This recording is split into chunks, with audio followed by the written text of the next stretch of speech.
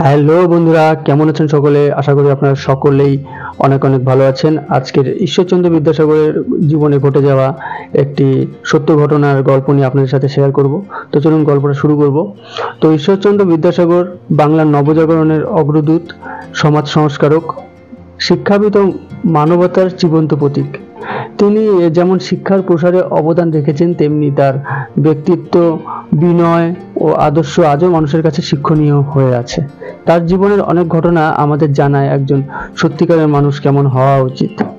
এই গল্পটি একটি রেল স্টেশনে ঘটে যাওয়া একটি সত্য ঘটনার উপর ভিত্তি করে গল্পটি আনা হয়েছে। গল্পটি ছোট হলেও কিন্তু এর শিক্ষাগত দিক থেকে অনেক গভীরতা রয়েছে। তো চলুন গল্পটা শুরু করা যাক। তো ঘটনার সূচনা হয় স্টেশনের এক ভোরবেলা। একদিন ঈশ্বরচন্দ্র বিদ্যাসাগর একটি দূরপাল্লার যাত্রায় যাচ্ছিলেন। তিনি সাধারণ মানুষের মতোই পোশাকে ছিলেন। সাদা ধুতি, একটি পাটের ব্যাগ আর মুখে সহজ হাসি। কোনো চাকচিক্য, কোনো দেহরক্ষী বা বড় বাহন কিছুই ছিল না সেই মুহূর্তে তার কাছে। সময়টা তখন ব্রিটিশ ভারত, যখন উচ্চবিত্তরা বেশ জাঁকজমকপূর্ণভাবে চলাফেরা করতেন। স্টেশনে ট্রেন ধরার আগে বিদ্যাসাগর একটি বেঞ্চে বসে রয়েছিলেন।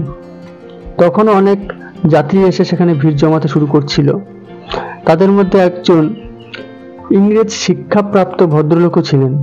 পোশাকে, আচরণে বেশ আত্মবিশ্বাসী, হয়তো একটু অহংকারীও। ভদ্রলোক এসে সেই বেঞ্চের সামনে দাঁড়ালেন এবং বললেন, এই যে উঠে দাঁড়ান, এখানে বসার জায়গা কি আপনার মতো সাধারণ মানুষের লোকেদের জন্য?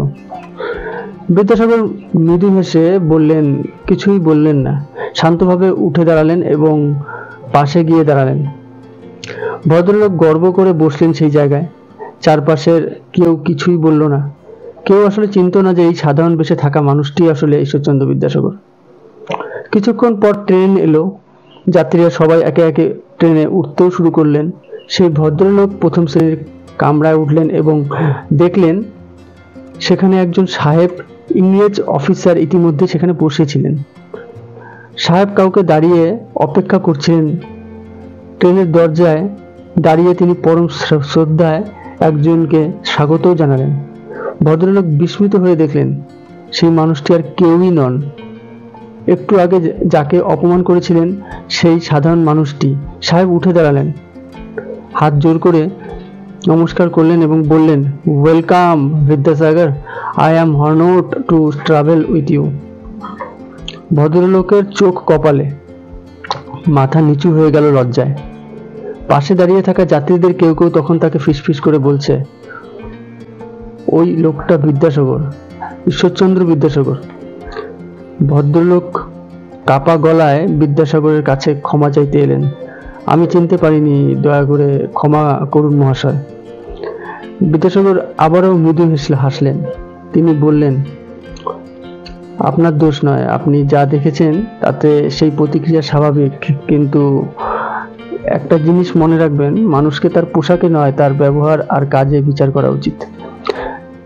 এই একটুখানি বাক্যই ছিল জীবনের বড় শিক্ষা। বিদ্যাসাগর কখনো রাগ করেননি, প্রতিশোধের মনোভাব দেখাননি, বরং বিনয়ের সঙ্গে একটি বড় কথা বলে গেলেন। তো এই ছোট ঘটনাটি বিদ্যাসাগরের মানবিকতা ও মনের বিলাসতাকে তুলে ধরে।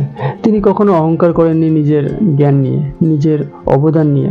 সমাজে যারা সত্যি বড় হন তাদের মধ্যে কখনো দাম্ভিকতা থাকে না।